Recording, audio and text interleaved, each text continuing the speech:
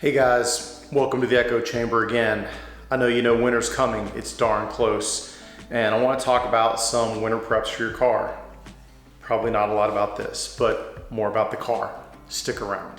I know this topic is not sexy. I know that knives and guns are way more cool, but at the same time, nothing gets more exciting than getting stuck on the road because of weather or an accident for hours and hours. And when it's really cold outside, things can get even more entertaining. So no matter where you live, whether you're in the extreme northern climates or Miami, consider some of these things, and I think probably, depending on where you live, some will be applicable, some will not.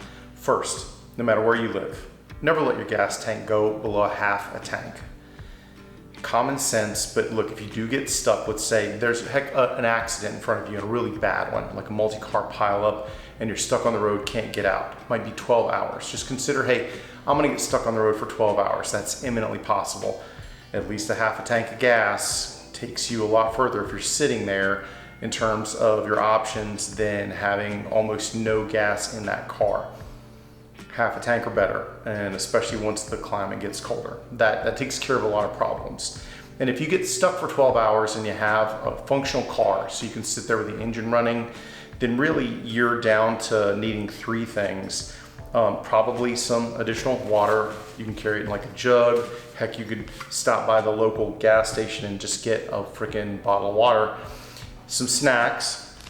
Now, personally, I veer toward the payday. These things can sit in the car for months and months, and they're still pretty darn edible, and they don't melt in the summer. So these have a long shelf life, and look, even if they're a little stale, who cares? If you're really hungry, you're not gonna care. Now that's assuming you don't have a peanut allergy, but some sort of snack that's you can tolerate.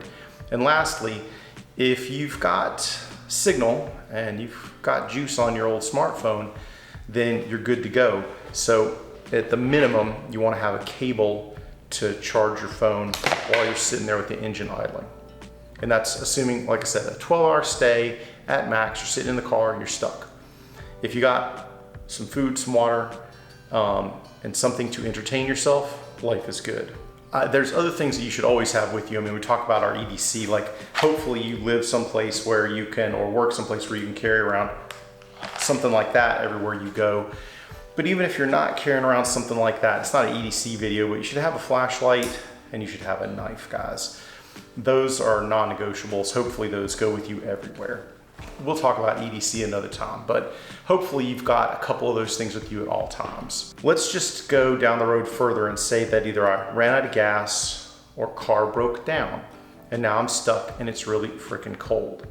So you don't want to go for a big long hike. That's how you land in a ditch, die of hypothermia somewhere. So if you can shelter in place and wait for somebody to come get you because you dialed 911 right off the jump, said, hey, I'm here, please somebody come rescue me. Now it's just a waiting game. And if it's cold, that waiting game gets a lot easier if you have, say, a warm hat to put on your head. That helps a lot. Some warm gloves, like some of these were these North Face gloves, those don't suck. You may also want to supplement it if you're not already wearing something like a big heavy coat. And I extra cheat because that coat is heated. It takes a battery, and I've got a spare battery for it as well. So if I've got to hole up in that car and the heater's not working because the engine's not running, then that'll get me by. Depending on what you wear normally for footwear, probably a good idea to have some sensible shoes. And guys, I know this is all really boring stuff. I'm sorry, but it'll save you. Like I said, you could talk to some people who got stuck very close to here in Virginia on the interstate last winter. Apparently that sucked. Lastly, we're back to no car functionality, so you probably want to have a spare battery to charge your electronic devices. I'll put a link to this one in the description, or actually a newer one, because this is an older one, but this battery is a 10,000 milliamp battery. It'll charge a cell phone 2 to 3 times before it needs charging. In addition, like if you saw my other video where I mentioned, hey, your tire shouldn't suck and have a jump box, my jump box also doubles as another battery backup. So there's all kinds of options. Now, we could go deep down this road. I'm not going to talk about go bag. I may save that for yet another video. I've talked about them before. I realize these videos, because of the lack of sexy factor, everyone's like, it's not that great. I want to watch something else that's cooler. But hopefully these are important tips that'll help you. Now, I'm not telling you to not carry around things like, you know, a spare rifle, 10 extra mags, body armor for the zombie apocalypse. But if we really look at the odds, what are the odds of something happening? Getting stuck on the road, that's a pretty real eventuality. And so I want to prepare for that. Now, like I said, I'm not saying don't carry a gun. Heck, carry a gun everywhere you can. But some of those other things I've got to take into consideration, because creature comforts quickly become tactical when you are so uncomfortable that you could get hypothermia and die.